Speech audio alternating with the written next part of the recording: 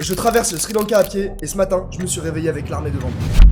C'est le jour 2 pour traverser le Sri Lanka à pied et hier soir j'ai été hébergé par l'armée sri-lankaise. Le commandant en chef du régiment est même venu me rencontrer. Et ce matin, il revient avec ses hommes pour m'apporter le petit déjeuner. Oui, littéralement. Alors aujourd'hui, mode militaire activé. L'objectif du jour, c'est d'aller de Ponakali à Kilinochi. Je suis au milieu de rien, y a rien du tout à des kilomètres à la ronde. Ça n'a rien à voir avec la journée d'hier. Je suis vraiment en mode désertique et ça me plaît. Personne ne le sait, mais il y a bel et bien un désert au nord du Sri Lanka. Si je devais décrire cette traversée en 3 mots: aventure, nature, facile. Au Sri Lanka, je remarque des détails qu'on n'a pas en France. Ici, les portes des maisons, on dirait les plastrons des Transformers. C'est n'importe quoi. Les gars, j'ai activé le mode American. Alors c'est parti, on marche et on se plaint pas.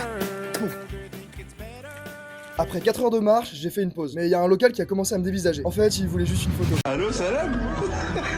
Allez, c'est parti, fin de la pause, on repart.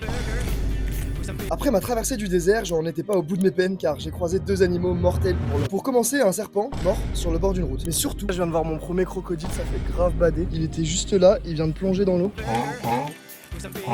À midi, j'ai trouvé à manger dans un boui-boui. Et en mangeant, je me suis fait la réflexion. Ici, au Sri Lanka, les locaux sont les plus généreux que j'ai vus de toute ma vie. Ils s'arrêtent sans cesse sur la route pour essayer de me prendre dans leur voiture, me demander si tout va bien, discuter un peu. Et ils me prêtent même leur toilette quand la diarrhée commence à devenir vénère. Le soir, je suis arrivé à Kilinochi et là, il s'est passé quelque chose d'incroyable. Témoigne encore de la gentillesse des Sri Lankais. Car le commandant qui m'avait hébergé ce matin avait appelé le colonel de Kilinochi pour qu'il vienne m'aider. Le colonel m'a indiqué un magasin pour acheter des nouvelles chaussures car les miennes étaient trop petites. Puis j'ai trouvé un hôtel, soigné mes blessures, pris une douche, je me suis séché avec le drapeau français parce que j'ai toujours pas de serviette et bien sûr, je me suis couché en honorant les militaires qui m'ont aidé.